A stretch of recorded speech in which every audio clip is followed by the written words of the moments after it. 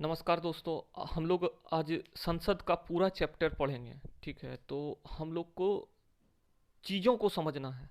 क्या चीज़ पढ़ने से हम लोग बहुत कम समय में बहुत अच्छे तरीके से संसद को बिना पढ़े मतलब बिना कहीं लिखे नोट्स बनाए आराम से एग्ज़ाम दे सकें, कुछ इस टाइप से हम लोग को पढ़ाई करना है। तो आइए हम लोग देखते हैं संसद चैप्टर को। सबसे पहले संसद को समझते हैं, उसके बाद फिर उसके बारे में जानेंगे। संसद जो है आर्टिकल 79 में आता है। इसके तीन अंग होते हैं: राज्यसभा, लोकसभा, राष्ट्रपति। राज्यसभा को हम लोग उच्च सदन बोलते हैं, लोकसभा को निम्न सदन बोलते हैं। राज्यसभा आर्टिकल 80 में आता है, लोकसभा 81 में आता है। संसद का अगर हम लोग को संसद का सदन पूछ दे तो दो होता है, राज्यसभा और लोकसभा। राज्यसभा और लोकसभा। भारत का संसद का परिधि 144 ग्रेनाइट पर टिका हुआ है। ग्रेनाइट मतलब उसमें जो पिलर है ना, पिलर, उसी के बारे में बात कर रहा है। कितने ग्रेनाइट पे है? 144 ग्रेनाइट पे टिका हुआ है। नेक्स्ट देखते हैं संसद का सत्र। संसद का सत्र जो होता है वो तीन सत्र होता है। एक बजट सत्र होता है, मानसून सत्र होता है, शीतकालीन सत्र होता है। बजट सत्र जो होता है फरवरी से मई तक चलता है। मानसून सत्र जो होता है जुलाई से सितंबर तक चलता है। शीतकालीन सत्र जो है सबसे छोटा सत्र होता है और नवंबर से दिसंबर तक चलता है। यहाँ तक समझ गए हम लोग बिल्कुल क्लियरिटी से। लोकसभा के सदस्य की संख्या को अब जानेंगे। ये तो इतना दूर तक समझ गए। अब लोकसभा के सदस्य को समझते हैं। लोकसभा का सदस्य सबसे पहले, उसके बाद फिर राज्यसभा को समझेंगे। लोकसभा के सदस्य की संख्या, अधिकतम संख्या उसमें 552 होता है। 552 जो है अधिकतम संख्या होता है। 550 राज्यसभा एवं केंद्र शासित प्रदेश से है और दो एग्लो इंडिया। ठीक है, और ये जो 550 राज्यसभा एवं केंद्र सभा से होता है, इसमें 530 राज्यों से और 20 केंद्र शासित प्रदेश माना यूटी से, यूनियन टेरिटरी से। अब देखिए इसमें क्या हुआ, इसमें संशोधन हुआ, इस अधिनियम में संशोधन हुआ। संविधान संशोधन अधिनियम 104 के अंतर्गत। ठीक है, एग्लो इंडिया को, एग्लो इंडिया जो था ये वाला जिसका 2 सीट था उसको हटा दिया गया, आरक्षण को खत्म कर दिया गया, मतलब एग्लो इंडिया को खत्म कर दिया गया। तो पहले 552 था, अब वो खत्म होकर के 550 हो गया। अधिकतम सदस्य की संख्या 550। 550 में 550 जो है टोटल राज्य एवं केंद्र शासित प्रदेश से है, सब उसी से हो गया। एग्रो इंडिया में एक भी सीट नहीं रहा। आइए अब नेक्स्ट चीज देखते हैं इसमें। वर्तमान में सदस्य की संख्या, माना अभी जो है, अभी के टाइम में करंट सीट की संख्या जो है 545 है। 545 माइनस 2, अगर 2 किस लिए हटाया गया, क्योंकि जो अभी ये एग्रो इंडिया को हटा दिया गया तो 543 बच गया। वर्तमान में सदस्य 543। वर्तमान में सदस्य की संख्या 543। 543 में 530 जो है राज्य से है और 13 केंद्र शासित प्रदेश से है। ठीक है, आर्टिकल 370 खत्म होने के बाद अभी जो बनेगा, माना आर्टिकल 370 खत्म हो गया और बना। ठीक है, तो उसके बारे में हम लोग देख रहे हैं। तो दो, क्योंकि 2 केंद्र शासित प्रदेश का था, ये सॉरी 2 एग्रो इंडिया का था, उसको खत्म कर दिया गया और अभी जो है सो 543 है। चीज़ों को बारीकी से समझेंगे तो बहुत अच्छे से हम लोग इसका आंसर कर पाएंगे। क्या था पहले कि पहले 2 राज्य और था, जम्मू एंड कश्मीर। जम्मू एंड कश्मीर को क्या कर दिया गया, खत्म कर दिया गया 370 आर्टिकल से। 370 आर्टिकल से जम्मू एंड कश्मीर राज्य खत्म हो गया, उसको केंद्र शासित प्रदेश में कन्वर्ट कर दिया गया। तो इसीलिए 6 सीट जो था, 6 जो सीट था केंद्र शासित प्रदेश में, केंद्र शासित प्रदेश में कन्वर्ट हो गया। राज्य से हट करके 6 केंद्र शासित प्रदेश में आ गया। इसीलिए पहले 530 राज्य से था, 530 राज्य था, -6 हो गया तो 524 हो गया। और पहले केंद्र शासित प्रदेश 13 था, अब हो गया है +6 तो 19 हो गया। केंद्र शासित प्रदेश में टोटल 19 सीट हो गया और फिर राज्य में जो है 524 सीट हो गया। ये 370 खत्म होने के बाद, ये अभी लागू नहीं हुआ है, इस बार से लागू हो सकता है। लोकसभा के सदस्य की संख्या को देख लिए, अब राज्यसभा के सदस्य की संख्या को देखते हैं। राज्यसभा के सदस्य की संख्या 250 होती है, अधिकतम सदस्य की संख्या 250 होती है। इसमें 238 जो है राज्य और केंद्र शासित प्रदेश से है, 12 जो है राष्ट्रपति द्वारा मनोनीत किया जाता है। जो किसी भी कला में या फिर किसी विज्ञान से, किसी साहित्य से, समाज सेवा से मन बहुत ज़्यादा विख्यात है, उनको राष्ट्रपति द्वारा मनोनीत कर कर सीट दिया जाता है वहाँ पर कि आप आइए यहाँ पर बैठिए। वर्तमान सदस्य की संख्या जो है 245 है। वर्तमान सदस्य की संख्या राज्यसभा में 245 है, जिसमें 233 जो है राज्य और केंद्र शासित प्रदेश से है, 12 राष्ट्रपति द्वारा मनोनीत किया गया जो कि इन सब में से है। आइए अब इसको समझते हैं, इसका कार्यकाल क्या होता है, इसको भंग किया जा सकता है या नहीं किया जा सकता, योग्यता क्या होनी चाहिए इसमें बैठने के लिए, इसको हम लोग एक अच्छे तरीके से एक अच्छे वे में समझते हैं। लोकसभा जो कि अनुच्छेद 81 में है, इसका कार्यकाल 5 साल का होता है। राज्यसभा जो अनुच्छेद 80 में है, इसका कार्यकाल 6 साल का होता है। लोकसभा को भंग किया जा सकता है, ठीक है, लोकसभा को भंग किया जा सकता है, राज्यसभा को भंग नहीं किया जा सकता है। इसमें बैठने के लिए योग्यता क्या क्या होनी चाहिए, अगर आप इससे चुनाव लड़ना चाहते हैं लोकसभा से तो उसमें आपकी योग्यता क्या क्या होनी चाहिए, आइए इस चीज़ों पर बात करते हैं। योग्यता, भारत का नागरिकता होना चाहिए उसको सबसे पहले, उसका आयु सीमा 25 साल का होना चाहिए।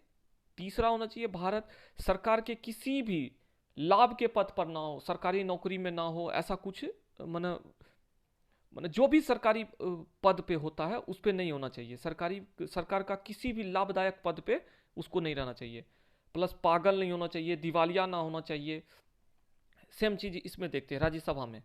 राज्यसभा में भारत का नागरिकता तो होना ही चाहिए, सिर्फ इसका आयु जो है 30 साल का होना चाहिए, बाकी सब कुछ सेम होता है, जैसे सरकार के किसी लाभ पद पर ना हो, पागल व दिवालिया ना हो, तो ये सब राज्यसभा का है, ठीक है।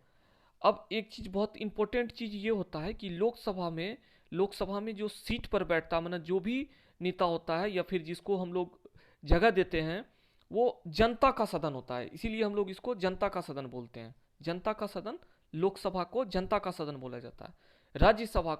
राज्यसभा में जो होता है शिक्षितों का सदन होता है, जैसे कि हम लोग यहाँ पर देखे थे अभी। आइए अब हम लोग समझते हैं इसमें चुनाव कैसे होता है, कितने दिन पर होता है, कैसे कराया जाता है, इसको समझते हैं। आइए, तो लोकसभा अनुच्छेद 81, राज्यसभा अनुच्छेद 80, ठीक है। इसको हम लोग बार बार इसलिए जिक्र करते हैं क्योंकि अनुच्छेद आपको याद हो जाए। इसका चुनाव जो होता है, लोकसभा का चुनाव प्रत्यक्ष चुनाव होता है, राज्यसभा का अप्रत्यक्ष चुनाव होता है। लोकसभा के इस चुनाव में जनता भाग लेती है, सिर्फ इस चुनाव में जनता भाग लेती है। राज्यसभा के चुनाव में विधायक, एमएलए भाग लेते हैं, ठीक है। इसका चुनाव प्रत्येक 5 साल में किया जाता है, जैसे 2019 में हुआ तो 2024 में होगा, फिर 2024 में होने के बाद फिर 5 साल जोड़ लीजिए 2029 में होगा। तो उसी तरीके से इसको मैंने इस चुनाव को इसको जो है पूरा 5 साल के बाद या बीच में भी भंग किया जा सकता है लोकसभा को। राज्यसभा को भंग नहीं किया जा सकता है, ठीक है। इसमें क्या होता है कि इसे 3 भाग में बांटकर 2-2 साल में चुनाव करा जाता है, जैसे कि प्रत्येक को 2 वर्ष पर 1/3 में चुनाव होता है। जैसे देख लीजिए अभी एक भाग ये हुआ पूरा, ये हो गया राज्यसभा, इसको हम लोग 3 भाग में डिवाइड कर दिए। अब जैसे मान लीजिए इसको 2020 में चुनाव कर दिया गया, ये फर्स्ट है, इसका 2020 में चुनाव होगा, ठीक है। तो सेकेंड वाले का 2022 में होगा और थर्ड वाले का 2024 में होगा। तो जो 2020 में हुआ उसका 2026 में होगा, जो 2022 में हुआ उसका 2028 में होगा, 2024 वाले को 2030 में, मतलब 1/3 का चुनाव जो इस तरीके से करवाते हैं। आइए लोकसभा के पदाधिकारी के बारे में समझते हैं। ये अनुच्छेद 93 में आता है, 93 में, आर्टिकल 93। इसका 2 भाग, अध्यक्ष और उपाध्यक्ष। पहले हम लोग उपाध्यक्ष के बारे में समझेंगे।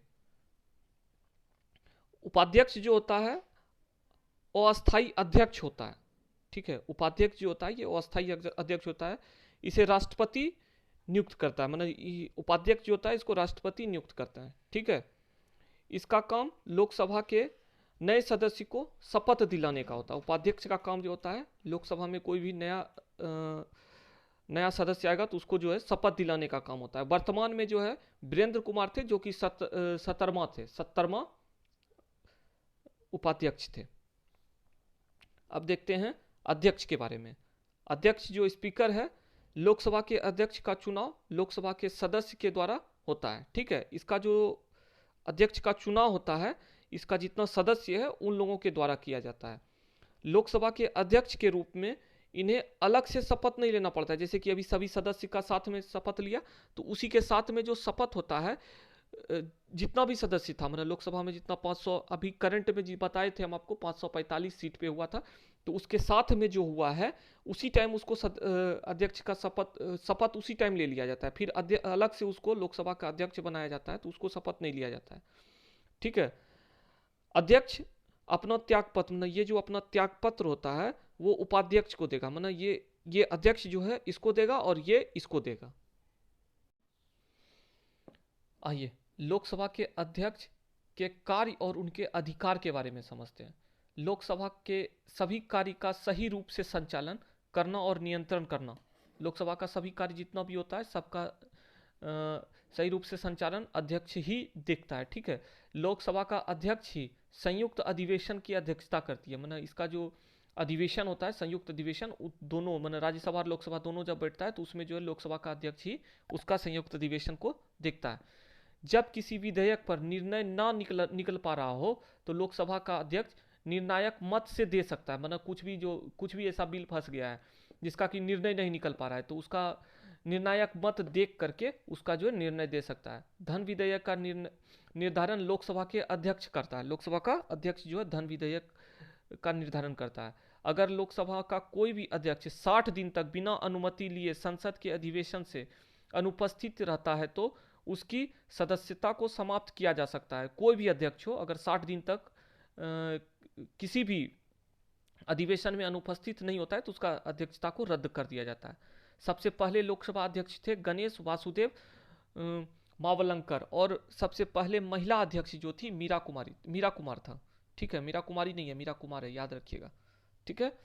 अब हम लोग देखते हैं राज्यसभा के पदाधिकारी। अभी हम लोग देख रहे थे लोकसभा के पदाधिकारी को, अब देखते हैं राज्यसभा के पदाधिकारी को। इसमें सभापति और उपसभापति होते हैं। सभापति भारत का उपराष्ट्रपति ही राज्यसभा का सदस्य होगा। ठीक है, भारत का उपराष्ट्रपति ही राज्यसभा का सदस्य होगा। सभापति संसद का सदस्य नहीं होता है, मतलब याद रखिएगा ये संसद का सदस्य नहीं होता है। सभापति की अनुपस्थिति में उपसभापति उनका कार्य देखेंगे, मतलब जब सभापति नहीं रहेंगे तब उपसभापति उनके कार्य को देखेंगे। सभापति उपराष्ट्रपति जो सभापति होते हैं, क्योंकि उसी को उपराष्ट्रपति बनाया जाता है, तो सभापति जो है मतलब उपराष्ट्रपति अपना त्यागपत्र राष्ट्रपति को देंगे, मतलब ये जो है अपना त्यागपत्र उपराष्ट्रपति को देंगे। उपसभापति अपना त्यागपत्र सभापति को देंगे, मतलब उपराष्ट्रपति को देंगे। ये जो होते हैं अपना त्यागपत्र इनको देंगे।